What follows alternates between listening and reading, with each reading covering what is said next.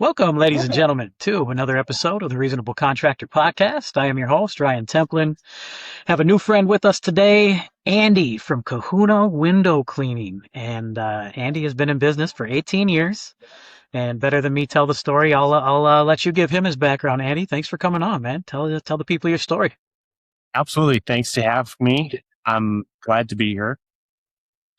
I started window cleaning when I was in high school and just as kind of a way to make some extra money. Um, and it kind of, by the time I graduated high school, it kind of blew it up into something that was keeping me busy full time and wasn't dead set on it. But um, around 2013 or 2014, I decided to kind of commit. This is going to be my identity now. I guess I'm a window cleaner. Thank you. Let's see what we can do about this. And yeah, so I've kind of been working pretty hard for the last several years. We've grown to right around 45 full-time employees, and Wow. we'll do about $2.5 to $3 million in window cleaning this year from our one location here in Minneapolis. Congratulations, sir. So there's multiple locations. There's other locations outside of Minneapolis. No, just from our one location. That's Oh, our you're revenue just for. saying you have one Yep. location. Got Yep. it. Mhm, Dude, those mhm. are crazy numbers. So then that's an easy transition for me. Like, what makes you good? How'd you get those kind of numbers, dude? Tell us how that transition went from one guy committing to his identity to 45 employees. That's gotta be a cool story, dude. Yeah, certainly lots of like trial and error along the way. Um, I have, for whatever reason, I've just felt like every single year I've got to grow a little bit more. And I would constantly track last year's revenue at this time, and I absolutely had to be ahead every single year. So I love that. there's been years where we've just barely squeaked by with a little bit of growth, and then some years that have been a little bit larger. But if you look at the totality, like it's taken a long time to get to where we're at. And I look around and I see a lot of people that have done it much, much faster. That were, have figured some things out that we haven't figured out yet. But I think the one biggest secret is I've just kind of committed when I was a very young person. Okay, this is who I'm going to be. I'm I'm a window cleaner. This is going to be my business, and I'm just going to become the best at this. That's Rather than start fantastic. this and that, like just sticking with one thing for a long period of time is That probably why we're here today. that's so cool. So you actually hit that growth number. There wasn't the yo-yo. It was either just a little bit growth or it was Mhm, more growth mhm, since 2014. mhm. Wow, dude, that's really impressive. What kind of things do you think when you say you looked at other guys and you think they grew faster? Is that still a secret? Is that still a mystery to you that you're still working on? Or do you think that you've identified some of those things? Oh, for sure. I still feel like you don't really know what I'm doing. I love It that. still feels like it still feels like 12 I'm years and grow trying to every year and I'm figure still a something little out, lost. you know? That's you awesome humility. you look at kind of how everyone kind of portrays themselves online. You go, man, I like um that happened really quick for them. Or their business is a lot more profitable than mine. You just got to get that impression looking around. Um, but you try to remember too, like I'm not out there sharing my hardships with everybody either. And I'm sure a lot of people um, you know, look at our marketing or advertising or vans around town. Um, and they obviously maybe they wish they had what we had. So just, I mean, again, trying to just compare your business to your business last year and just going for those incremental improvements, I think is the answer. You don't want to get too, um, you don't want to like chase the next thing. And I see a lot of people. in my industry do that because it's an very easy industry to get into.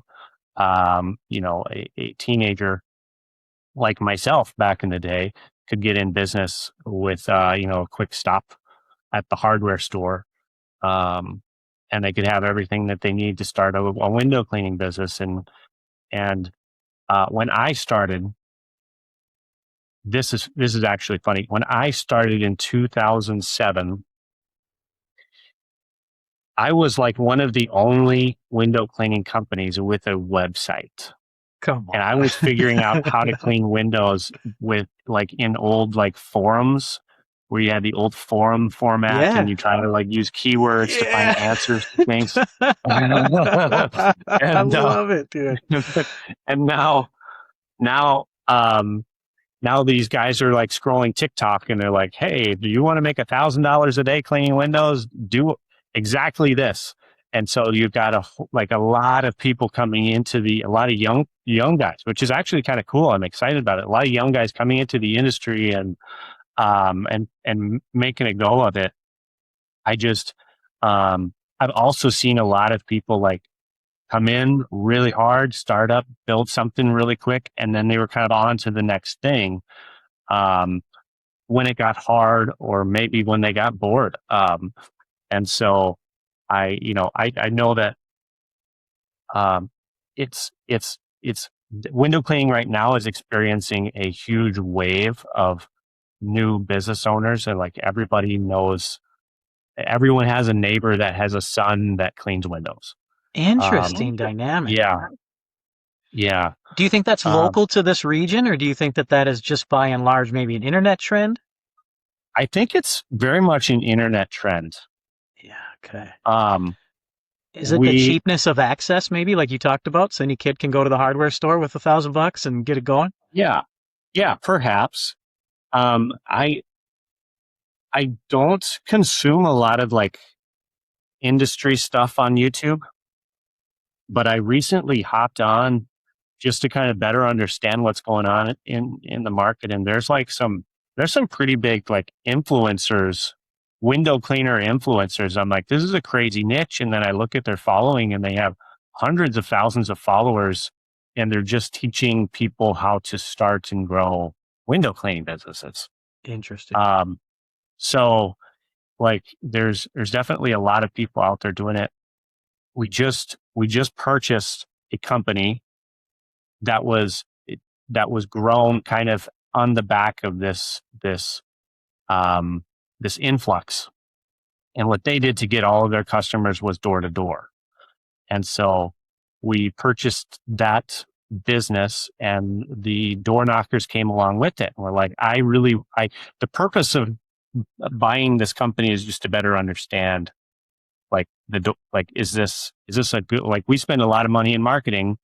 Um, and we're kind of at the mercy of when people want to call us. But if we could send people out to a certain zip code and like get business on demand, this is something I want to try to figure out. Um, and every neighborhood that we're hitting right now, they're telling us, man, you are the fourth, fifth guy out here this month. What? So it is absolutely saturated. And we're trying to be really smart about it too. We're going into areas that we are, heavily saturated in. And yeah, we're seeing um that's what we're seeing. And it's a lot of like young people starting a window cleaning business. That's this summer in Minnesota, Mhm, knocking doors and hearing that you're the fourth or fifth guy that's mhm. came to the house this season. Yeah. Yep. Yep. That's insane. I would have never, ever guessed that. Ever. And more data points. I have a good friend that works in a window cleaning supply company. So they're the ones that are selling the window cleaning equipment, and there's a window cleaning system, a water fed pole system. Basically, they're about $3,000. But you buy this system, you can clean the windows from the ground. So a lot of these guys aren't even getting ladders; they're just kind of throwing their water fed system in the back of a sedan, and they're going door to door doing this. Um, and the amount of water fed pole systems that they have sold this year and kind of the end of last year has been absolutely insane. Do you So think, yeah, it's a Mike, boom. you could correct me if I'm wrong, but my guess is that would be lower in quality than climbing up there. Correct or no? Generally, for the first clean, absolutely, it's lower quality. Yeah, yeah, Okay. And then are they that much cheaper for the customer? yeah. Yeah, I some of the guys, it depends on the company, Of and course. it depends on the time of year too. If they're knocking doors in April, they're getting a ton of business. They're knocking doors right now. Anyone that's purchased window cleaning has already done it, Okay. um, or they're trying to catch people at the perfect time, and so they're going to be more. They're probably going to be lowering their prices. So anyone's listening wants to get their windows cleaned for really cheap. Now's the Um, time. there's probably some teenager in your neighborhood that's willing to do it for a very good deal. But yeah, I would imagine they're probably a little bit cheaper. Yeah. Okay. Just so I can keep digging a little bit to understand the window business a little more, then since you're talking about seasonality, I'm learning that on the construction side of things, just how crazy, because I've drawn prints for the last 5 years and now coming into project management this year. I I'm realizing just how crazy this time of year is that everybody has to get their stuff done. Like in Minnesota, you only have a certain amount of time to get your siding done every year, right? Mhm. So how is it in windows? I assume that that's not, I mean, how long is the season and kind of how do you adjust for that? If, I mean, however much detail you want to give us. This is something we track pretty closely. We do about 80% of our revenue.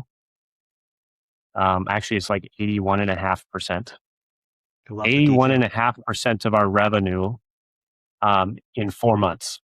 Wow, that's crazy. Mhm. And I suppose though, I mean, it just makes sense. I guess I don't know the exact data on the construction side of things, and I know that guys can, like right now, we're already talking about scheduling people out into the fall and into the winter and trying to line, like, okay, if this is this type of job, can we do it when it starts getting cold out? And comparatively, trying to schedule that out for the calendar. With Windows, that's not an option. You probably do have to have it all locked by a certain period of time, and then during the rest of the year, is it kind of a shut down? Do you keep everybody on? Is it something you prep? What do you do in your off season then for your business? That has been a question we've tried to answer many different ways for many years. I can imagine. Um, Up until this upcoming year, my own personal philosophy has been I am going to work as hard as I can, and my team is going to work as hard as they can to make as much money while the customer wants to buy. And then we're just going to take off in the wintertime. And as a single guy, newly married, um, I would Congrats. I would try to get out of the country, go somewhere warmer, for like extended stays, maybe 2 to 3 weeks at a time, and that was a lot of fun. And so just trying to enjoy an off season, kind of Good like for you you. had when you were in school, you had that summer vacation you'd always look forward to. And so we're very Absolutely. much like that. That has gotten more and more expensive over the years Okay. because you just burn through so much cash. You have to have so much cash sitting in the bank at the end of the year, and we kind of have to budget for that. And then you over the winter, you just kind of watch it dwindle all the way down to like you're starting off in the beginning of the season, going, boy, I hope the snow melts because we got to get some money in the bank here pretty quick. Yeah, I bet it's anxiety Um, driving as a so business owner. You yeah, start getting it's wound a up about it's it. a real challenge, and it's just gotten more and more expensive. Yeah. Not only that, but we're getting employees that have been here for a number of years, and their families are growing, and they're trying to buy a house, and they're trying to get married and have kids, and just going on unemployment. You just know it's kind of a hardship for them. Yeah. And while they really like us and like working for us, like eventually we're going to lose them if we can't give them something consistent year round. And it's Yeah.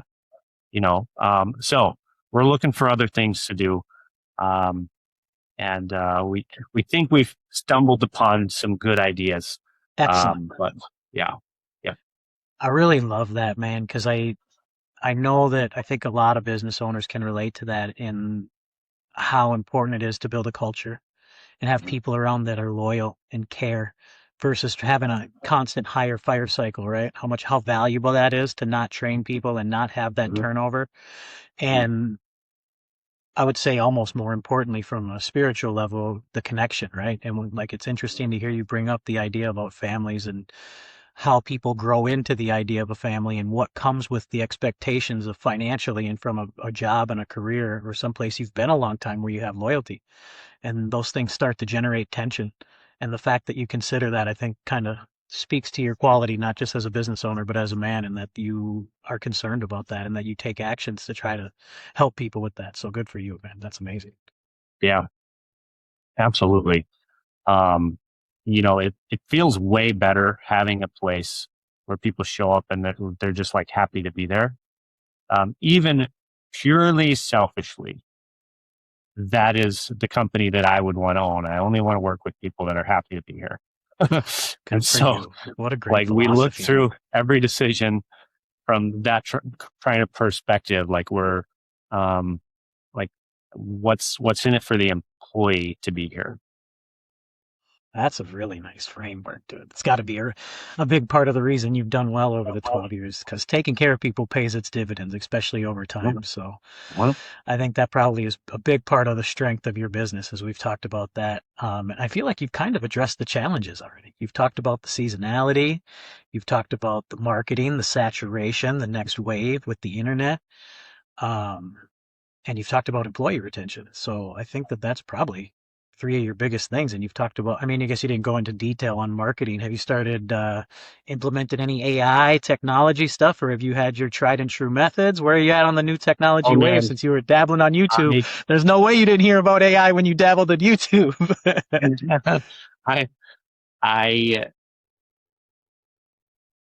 I could go on forever about what we're doing with AI, and I'm so Come on and hit excited. me. I'm a tech guy, man. I Um, love it. I'm into it. I've been hard on it for oh man, 3 years, man. And I've been trying okay, to, okay. in construction in particular, when I was drawing prints, when I first got into it 3 years ago, I already had a little bit of a coding background, but I started out at my dad's lumber yard. I was trying to build something when the original 3.5 ChatGPT came out.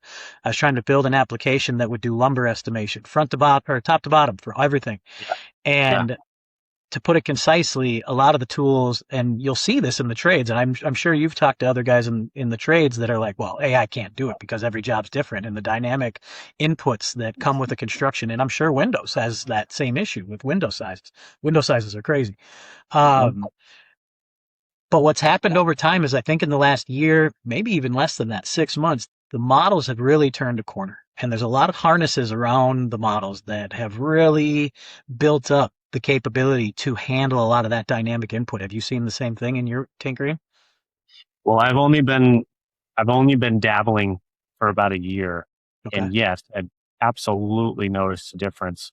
Um, Even when I switched to Claude from ChatGPT, I Night started and to day. notice, oh my goodness. And I stumbled upon it purely by accident. I was a total, and I got like sucked in. Man, that's addicting.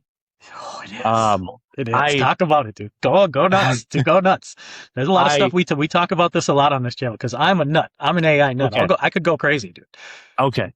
So we have Twins tickets, not huge Twins fans. I wish I was more of one, but we have Twins tickets to kind of we'll give to like customers or employees or whatever. And I'm like, I need a way to track who's going to what game. That was it. I'm like, hey, Claude, here are the tickets that we have, season tickets. Like, it's these number of games at this time, and I need a way to track this. I thought it was going to spit out a spreadsheet, but it spit out a whole website where people could like. This is what I didn't really. This is what I didn't understand in the capability. And this is really what opened my eyes. Like there was a miscommunication. It developed a whole website Yeah. where you can open up this URL. You can see all the games. You can click and sort them by month. If you're looking at July, you can see, and you could see who they're playing against, the time, whatever special promotion they've got there. Like if it's, happy hour dollar beers or something like that. Hot Like dog day, hot that's dog on there. Tuesdays. Yeah. Yeah. It's all in there. And I'm like, where did they get this information? Yeah. This is the crazy part. You select what seats you want. You hit a button to confirm. It has you put your email and everything in there, so I know what email to send the tickets to. Yeah. And then it's like, okay, cool, confirmed. Click this button to add it to your Google Calendar. I'm like, how did it figure out this? And there was some work I had to do on the backside, but it showed me what it could look like. And then I'm like, yeah, let's absolutely do this. This is insane. So now I could just share that. If anyone wants Twins tickets, whether it be customers or employees, we just share that ticket. They fill it out and I get a ping notification that they want the tickets for, versus the Blue Jays on the 17th or whatever. No writing anything down, no typing in numbers on your keyboard for the dates, no spreadsheet tracking. And my guess is if you took it a couple steps farther, you could even have it built into your side of things to where you could just ask. Yes. Yeah. Yeah, totally. Yes. Yeah. Gosh, that's such a good story, Andy, because it catches catches the piece that I have been working on for years in the construction industry, and that the fight against it. And then what's super critical about what you said is because we are all programmed for 20 years that Excel is the way, or Word is the way, or there's a certain tool for a certain type of task. We would probably never articulate our inclination towards the tools that we have used for so long in the construction industry. But how fast that box gets shattered when you start trying to do anything with the AI because of the capabilities that it's brought. It's just mind-boggling. And I don't even know if I want to call it creativity. It's almost it's a pattern of recognition of, based on what you're trying to do, of what the best tool is for the job. And the information needed to go with it, like you said, to pull in the twin schedule. Yeah. Yeah. It is kind of like having a superpower. And I wonder, obviously enough has been said about, all right, where does all this shake out and where will we be in 5 to 10 years?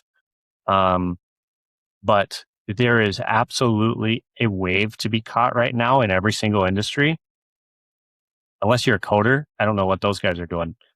But it's got to be tough for software engineers in the next few years. But for the rest of us, like if you're the first window cleaning company to really fully buy in and adapt, there's definitely going to be some advantages. But those are going to be short-lived because this is moving so fast. It was kind of like us when I was a teenager and we were the first people with a website. I bet it was. But that was over it's a a course very of good parallel. several years.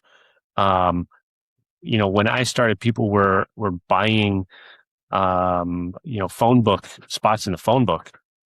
I was selling phone books. You talked about door to door. I was selling phone books still at around that time, 2006, 2005. You were still walking around with a button up, walking into businesses and selling paper ads in small towns. It was crazy. There was still a mix of old and new. And I think you're right that window is still going to be there. There's still going to be people using Excel sheets, but it's going to close faster. So you used it that one time to build a website. Have you done things like second brains? Have you collected the business? Do you have things that tie all together, the tools and the connectors? I've actually been using a second brain way prior to using AI, and I've kept that in Notion. And when I connected Notion to Claude, that's when I'm like, oh my goodness, this is going to be incredible. That because I had been using a second brain for a while, that part came very natural to me. And Same. pretty soon I'm tracking every single wine I've had and every single bourbon. And like, I'm going back, like I could tell you what I've had, what I tasted, what my palate is, and all of these different things for every area of my life. I do a lot of different, I just bought a smoker this year. So I'm slowly learning how to do all that. And but I don't know. I'm probably killing a whole bunch of rainforests, like figuring out different recipes or everything. I don't know that argument. I've dug into that data a little bit. It's not what the media says. It's It's not what the probably all media my says. fault. But yes, I use it probably way more than I should. We are kindred spirits in what we track and how we Yeah. think about things. I also had a second brain in Notion. I had a second brain in ClickUp before all the AI stuff. So as the second brain concept came to AI and being able to tie into it now and being able to talk and ask it questions, it's the structure, if built correctly, because um, it can get it can get hairy.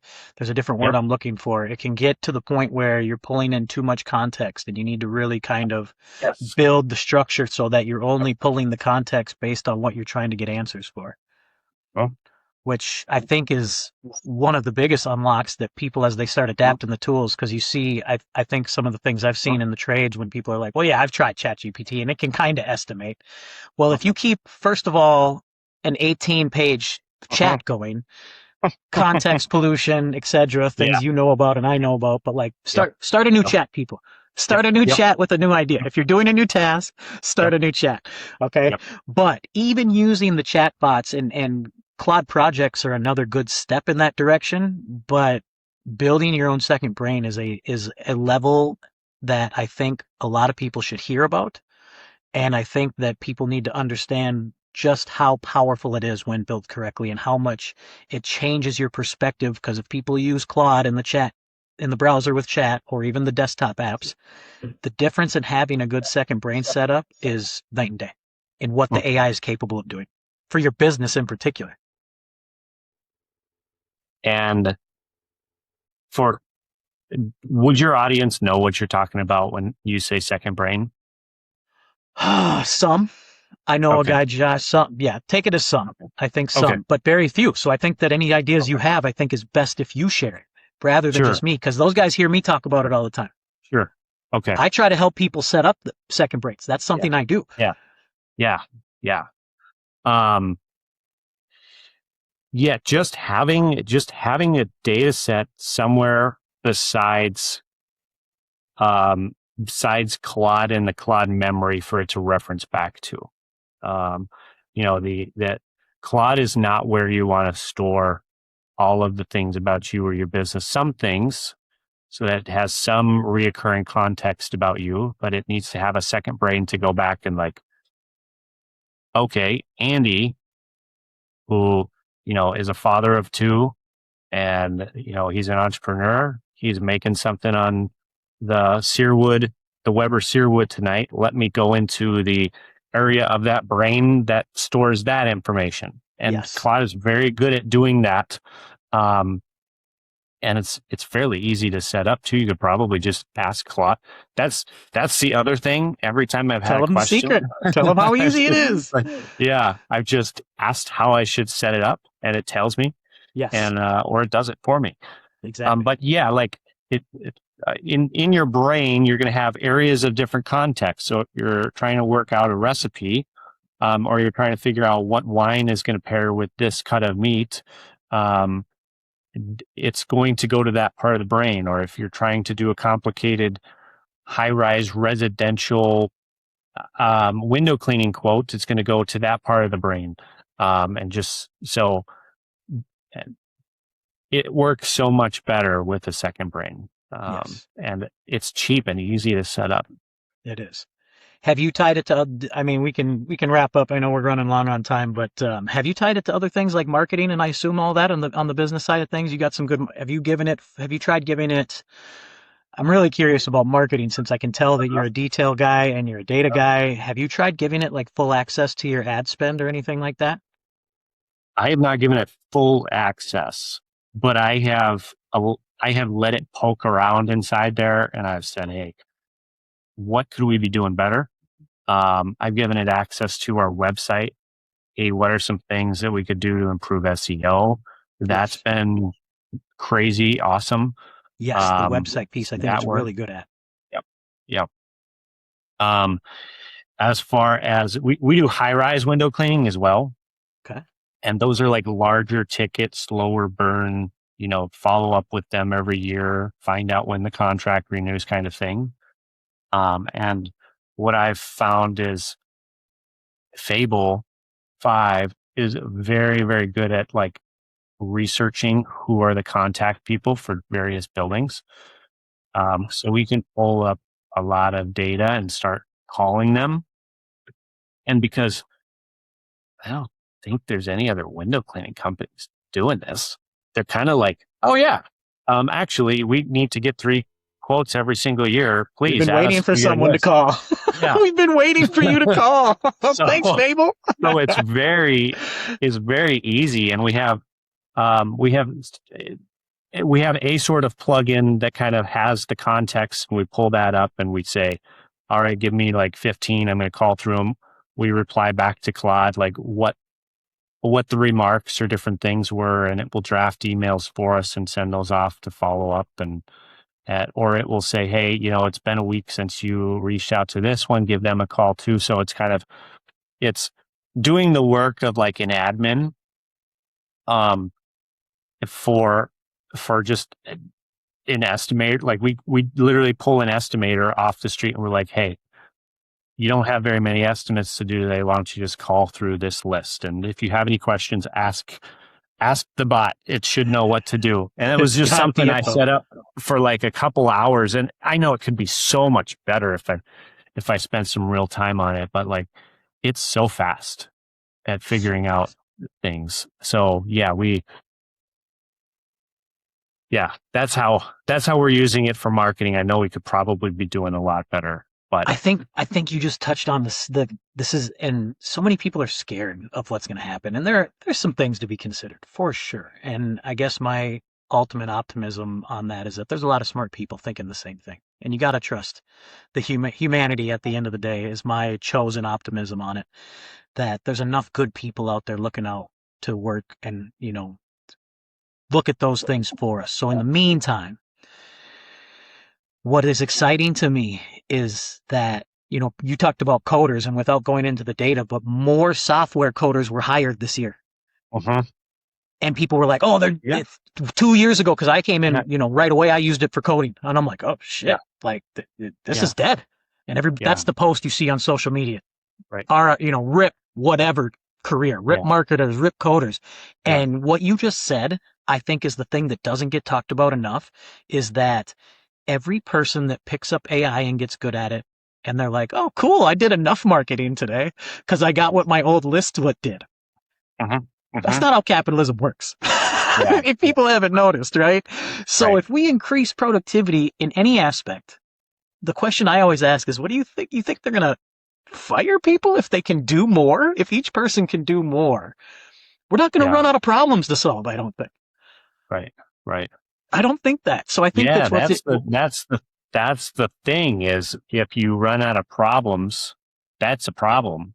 But I don't think that's going to happen. See, yeah, I agree. If we run out of problems, then that'll be a whole new thing we'll open up. But I always think when people open it up and they start using it and they're like, man, this got all of my stuff done that I used to do. Now I don't want to do anything anymore. No. So like you did it and you're like, oh, we called these high-rise guys and we got these estimates done and we got this website piece and we got these new things that we didn't even know nothing about. I think it gives people excitement to do more. And it's just another tool on the belt. It's crazy to me. That's what I love about it. And I love the excitement, and I think more people should jump in. So, Andy, any more thoughts to add? I don't want to cut you short. You've brought some brilliance to it, some serious brilliance, and I really appreciate it. Yeah, absolutely. Thank you. I'd be more than happy to do this again, to do like a part 2 or a deep dive. But the only thing I was just going to add there is, like, you think the one thing that's going to hurt an industry when there's a big influx of like new people or new energy or new ideas, you think it's going to hurt the industry, but it really just doesn't. It actually gets more customers of your thing where there wasn't. It's like my buddy that does he does IT. Like Claude can solve a lot of IT problems, but the fact of the matter, it also creates a whole bunch more. So he's extremely busy.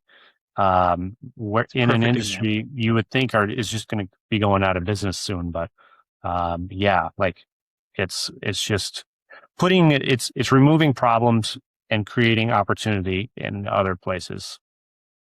Innovation is never a bad thing in our society, in business, by and large. There may be some edge cases I'm not considering, but innovation is a good thing. That's what companies drive for. You know what I mean? That's what everybody competes for at the highest level in the biggest companies is like, okay, everybody can do what the tools that are out there, everybody can use, but who can innovate? And what's going to happen if everybody can innovate? Like, how good can we get? Yep. I bet you we can get really good. Is my thought, you know what I mean? And in construction, maybe not so much on the window side of things. And anybody that's had their bathroom remodeled recently could probably commit and say that there's a lot we could be doing better. You know what I mean? I think contractors in general, there's so much room for improvement. We shouldn't worry about what we're gonna like when we're gonna overdo our productivity. Like when we're doing too good, it's gonna get bad. No. Let's one foot in front of the other here.